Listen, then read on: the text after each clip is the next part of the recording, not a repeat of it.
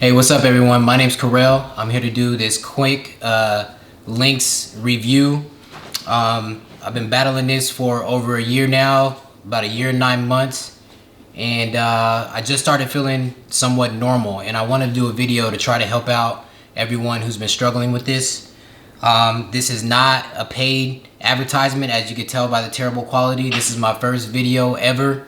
I don't do FaceTime, social media, none of that. But I do want to thank everyone that participate in the Facebook forums. My wife does follow those, and I received a lot of helpful information while going through this struggle. And thank you to all the people out there who take their time out and share their experience, and it's much appreciated. So I hope not to scare anybody about getting this surgery, but I am going to be honest, and the shit does suck. And I am gonna cuss in this video, so please forgive me because I'm coming from the heart and the shit is just terrible. But I hope some of the tips I shared today will help you get through this process if you are recovering from the surgery. And if you're thinking about the surgery, I hope these tips can help you make the best decision for your future and for your family. So please forgive me. I'm gonna have to look at my notes here, but so here's my paperwork here. So this was, I had a hiatal hernia with Gerd. This is the hole in my stomach, in my diaphragm. That's the patch he put. That's where he started placing the links, and here's the Linx Implant there. If you don't know what the Linx Implant is, it's a set of titanium magnets designed as a ring, and they place that around your esophagus. That allows the food and water to go inside your stomach, and the device opens and closes, preventing heartburn and regurgitation. I have no idea how I got this hiatal hernia. One day I was just eating, and my peanut butter and jelly sandwich decided not to go down. It felt like it was stuck right here in my chest, and the shit was horrible. I ended up going to the ER, and my life has never been the same since that day. Make a long story short, got some tests done. First endoscopy discovered the hiatal hernia. I had gastritis, had some erosions in there, no cell changes in the esophagus area, which I was thankful for that. My first gastro doctor did not recommend surgery. He was totally against it. He told me to keep taking the medication and to watch my diet. At the time, I didn't understand the disease, and so I didn't know what he was talking about. I've always kept a somewhat clean diet. I've always been active. I've always worked out. I'm 37 years old now, and I know I'm getting up there. I've been sober off of alcohol and smoking for over 2 years prior to having these problems. So this really did blindside me and came out of nowhere. So please talk to your doctor about some of these things I'm going to share with you before you try it, just in case. And let's see where I'm at here.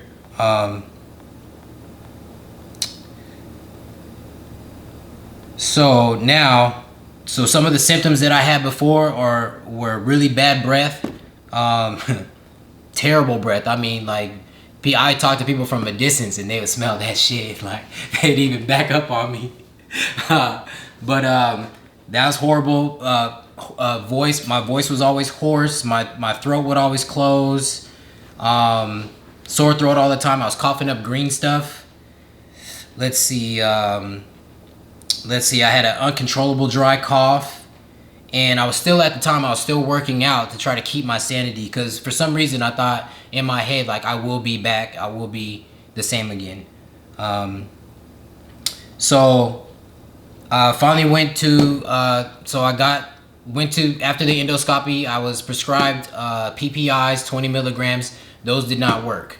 For those that don't know, PPIs are proton pump inhibitors that stop your body from producing the acid. So he put me on 40 milligrams, which that did work, but unfortunately that made me constipated at the same time. So now I was dealing with all those side effects, or all those symptoms, plus constipation, and then I ended up getting a hemorrhoid because I couldn't shit, and it was just a horrible process, man.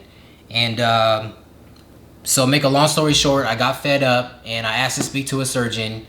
The surgeon told me right away that I needed surgery and that no pill that I take was gonna fix a hole in my stomach or in my diaphragm.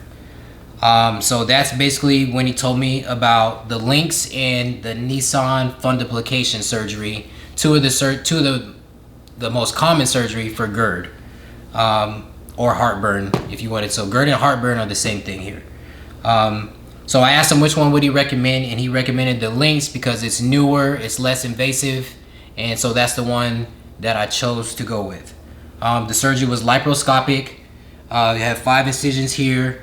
I was up walking around probably within 2 weeks, but it was goddamn hell up within that 2 weeks. Right after surgery, you are extremely bloated. Your shoulder pain is out of this world. I guess that's from the gas that they use to blow you up to do the surgery, and that lasts about a week or so, a week and a half. I was extremely constipated, and from taking the pain medications. Oh, and an important note is if you have the surgery, you still have to take the PPIs. I had to take the PPIs for about eight months after the surgery. So that's an important note if you're thinking about getting the surgery. It does not correct your stomach problem. Please remember that. The Linx will correct and protect your esophagus, but you still will have GERD. You still will have the stomach issues. And that's something that I didn't fully understand, and I was such in a rush to get out of misery that I just jumped into the surgery and I didn't think about any of these things. So prior to the surgery, you have to do this test called a manometry. Now that shit is terrible, and I wish I could sugarcoat it for you, but I can't. I don't even know. I went into this blindly, but you go and do this test where they stick this goddamn probe.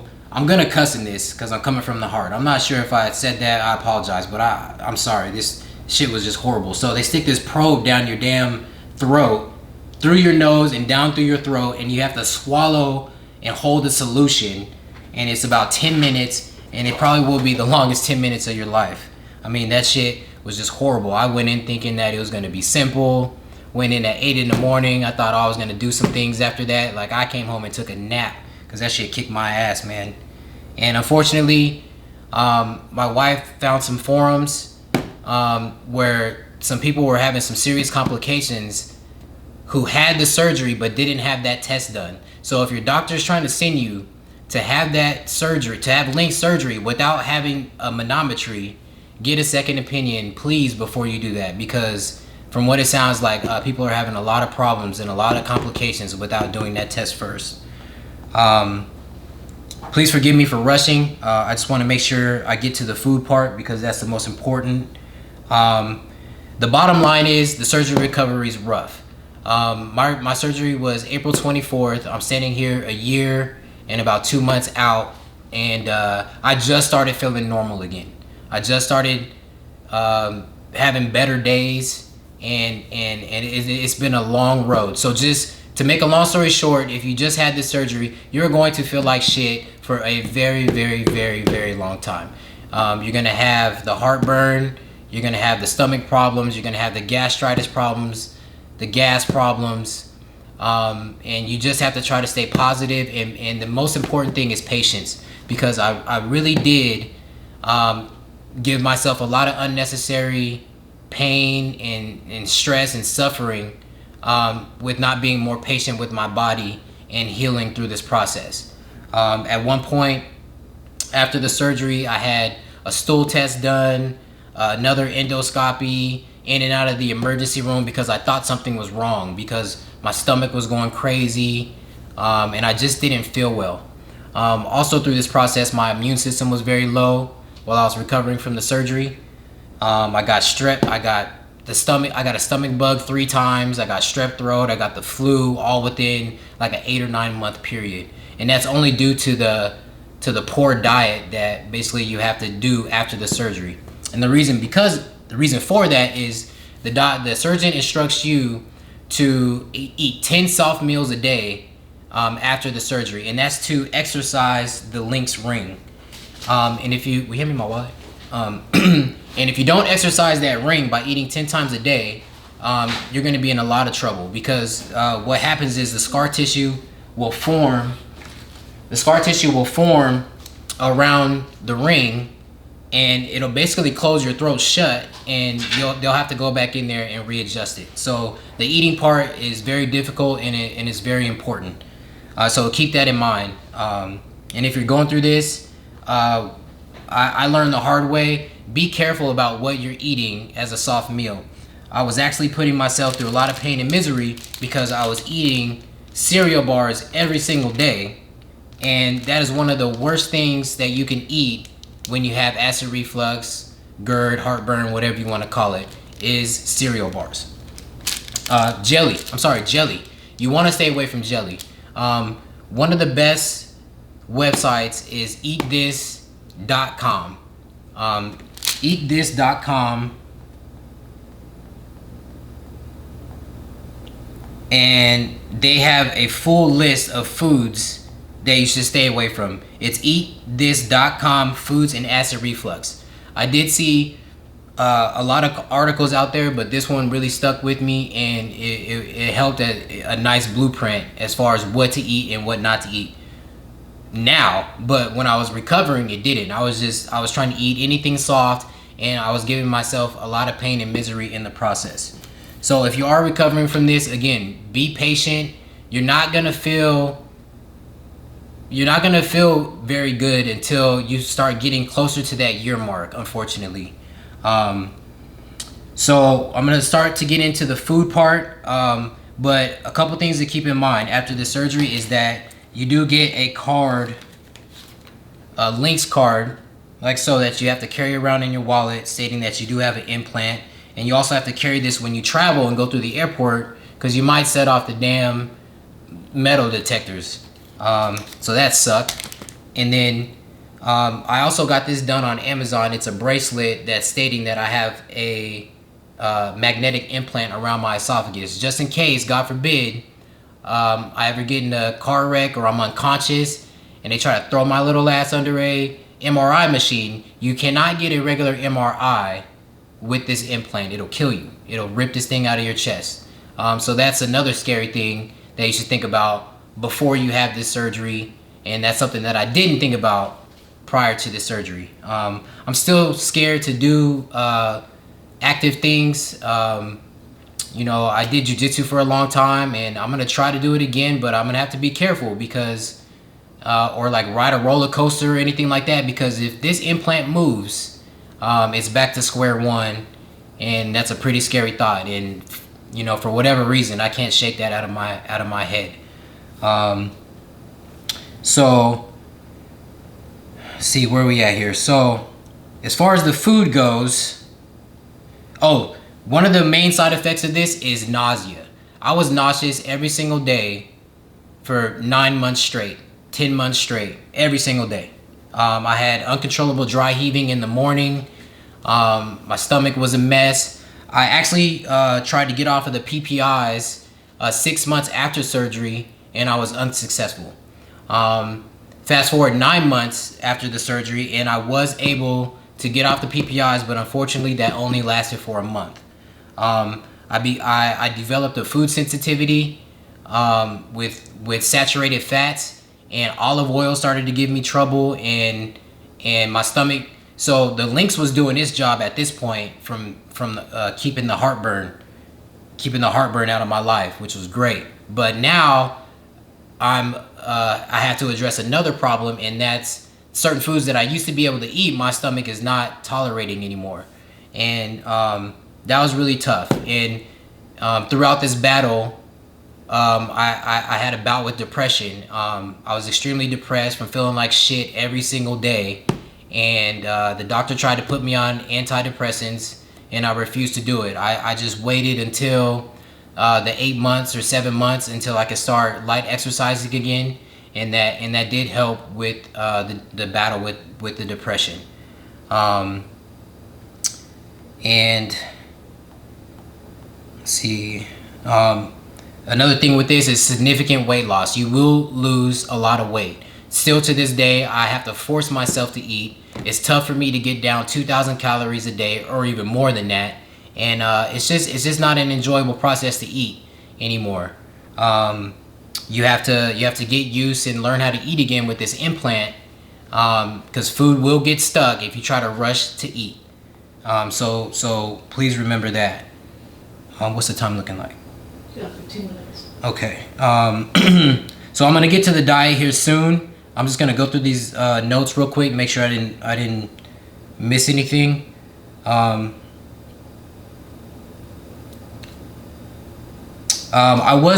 So now to fast forward till today, I am back on the PPIs after the Linx surgery. For whatever reason, when the surgeon was talking to me about the surgery, he made it seem like that I would be fixed after this, after the surgery, and that for at least for me, that was not the case. Once I developed that food sensitivity after the surgery, I was eating as clean as anyone basically can eat, and I had the same 3 foods in rotation, and my stomach was still a mess. It would wake me up out of my sleep, making weird sounds and rumbling, and it was just very, very uncomfortable. So I decided that if I was going to be miserable, that I might as well be miserable and be able to eat something. So I started with the 20 milligram PPIs and got back on those, and that did help me start to enjoy life again. And I was a little upset that I had to go through all that pain to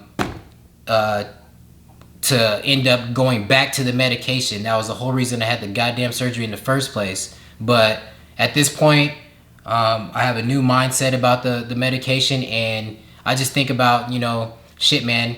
Imagine if you had a hiatal hernia and heartburn 60 years ago, 70 years ago, when they didn't have this medication. Like, you would be miserable. You basically have a death sentence because of that stuff hitting your esophagus, and cancer would be in your future, just like the surgeon told me. So basically the surgeon told me that you have to have surgery or cancer and a lot of other fun stuff is in your near future. So that helped me change my mindset about the PPIs, and I am thankful for them, and they have helped me, along with the surgery, to feel somewhat normal again. Because for over a year and 9 months, or almost 2 years, I'm talking about never feeling normal and never having a normal day. And I feel for anybody out there who is dealing with this battle. So once I started having those stomach problems, I got scared, and I thought, after the surgery, I got scared and I thought something was wrong. I thought, maybe the surgery's not working. So I wasted a lot of time. I had a gallbladder test done, another endoscopy, a stool test, which was disgusting. And all that concluded that everything was fine. Everything was working fine.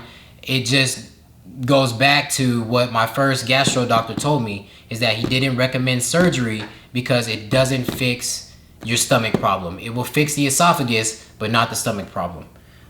So, unfortunately, I had to learn the hard way, but I don't regret having the surgery. I don't.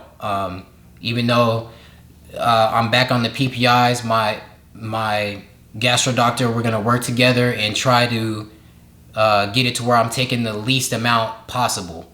But again, the PPIs have helped me get my life back, and at least I tried eating clean and tried the healthy way, but it didn't work. And there's no cure for this disease, and just remember that there's no cure for it. Let's see. So out of habit, I still sleep on the wedge pillow after the surgery up till this day. I recently got back from vacation. Where we at? Got 10? 12 minutes. Huh? 12 minutes. I have 12? Okay, so I recently got back from vacation, and I was able to sleep fine without the wedge pillow. And another thing is that even though you have the surgery, you will have to still watch your diet. And that's what I'm going to get into now. just remember that if you're suffering right now and you're recovering from this surgery, it's just going to take a very long time for you to get back to normal. And again, just be patient with your body and be consistent on pinpointing your diet and your trigger foods, and you will get better. So I'm gonna get into some things that really helped me out and that really caused a lot of problems for me. And again, like, it took me over a year to get my life back together, and I'm hoping that this information will at least help you try to get there faster. Did I say eatthis.com already? Okay, so I'm gonna start with the good shit. So you want to stay away from dairy.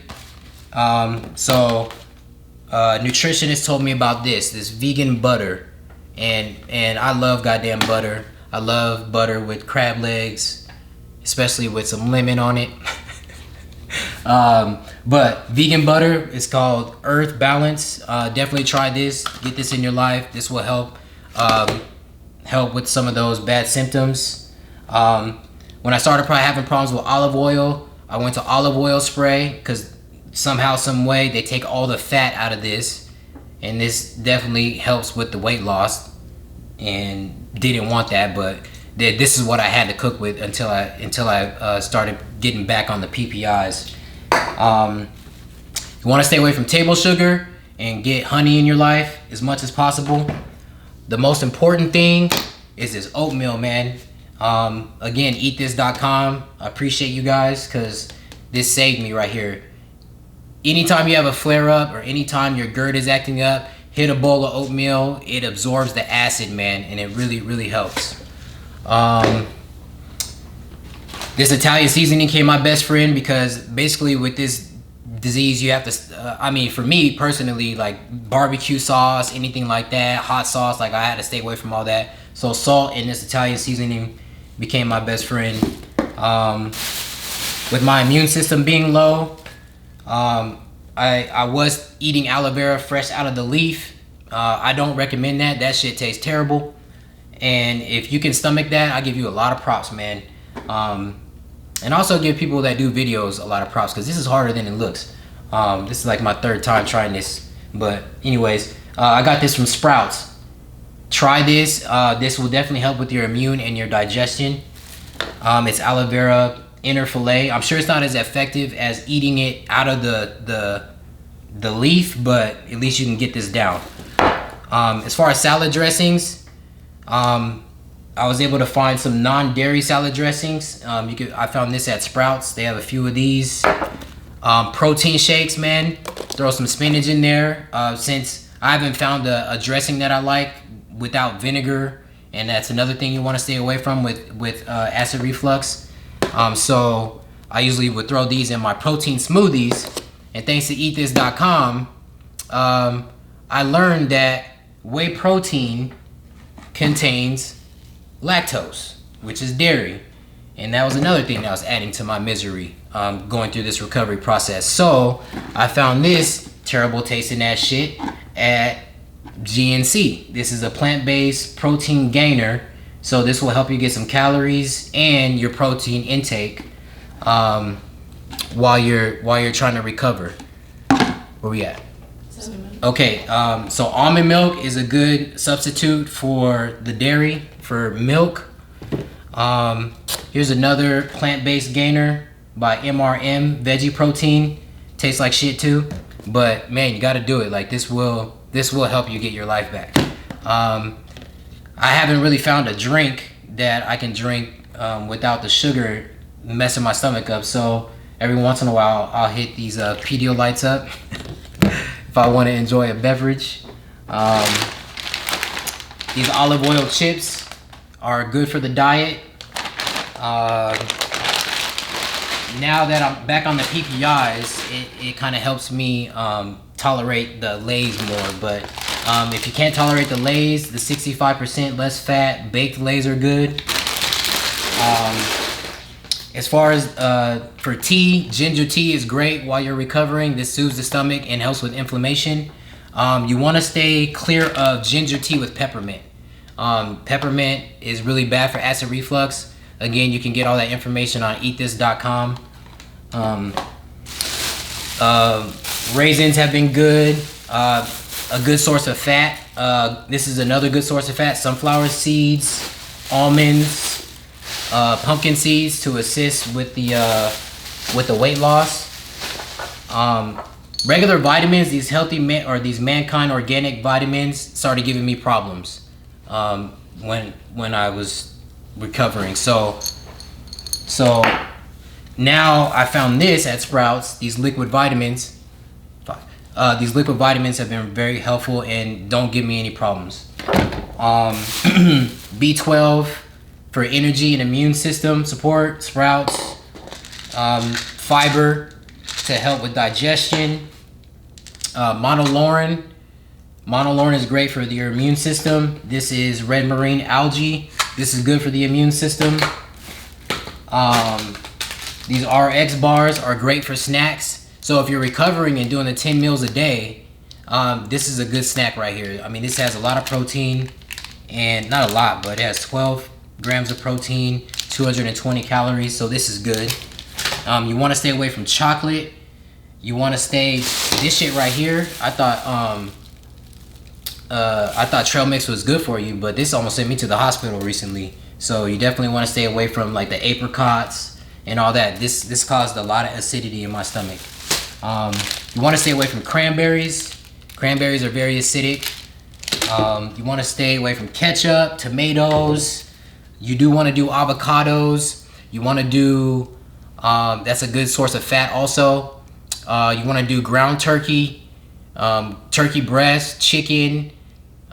You want to stay away from the red meat, the ground beef, pork, steak, and all those things. Stay away from chocolate. Rice cakes are always good. You want to stay away from raw sugar, or you want to stay away from white sugar. So this is sugar in the raw, so this is really good. I still kind of try to stay away from that because I usually do feel that eventually. So you want to stay away from peanut butter. You want to stay away from any kind of jelly, strawberry, grape. Mustard is good. Honey mustard has been good. Apple cider vinegar, I tried that, and they say that helps with acid reflux, but that didn't help me, so I would stay away from that, honestly. Let's see. Where we at? Let's see, multivitamin. 3 minutes. Okay. So let's see, I mentioned that stay away from peanuts. Peanuts really got me going. Oh, also caffeine. Caffeine is I know it's very tough, but if you want to speed up your healing process, stay away from this caffeine stuff, man. And it's crazy that once you clean up your diet, that you don't even need those energy drinks and caffeine. You actually get plenty of energy from oats and things like that, and nuts. So I know it's challenging, man, but you can do it, and just believe in yourself, and you can shake caffeine and things like that. Where we at? 2 minutes. If you have diarrhea, which I had a battle with that also, you want to intake insoluble fiber for diarrhea. So that's like granola and apples. I had to start staying away from broccoli because of the gas discomfort, especially with the Linx now. The gas X pills work really well, but you really wanna exercise and try to watch your diet and watch your trigger foods, and that really will help with your healing process. Would I do the surgery again? Yes, I would. Unfortunately, I'm not happy about having to take the PPIs again, but it's a part of life, and I've grown to accept it. But I hope this video helps you get your life back sooner, and just be consistent with your diet, and the journey does become easier. 30 seconds. And everyone, please just stay strong and stay positive. Oh, and an air fryer. This air fryer for fried food. Get an air fryer. Very helpful. Stay away from gummy bears too. Gummy bears will really mess you up. Take care.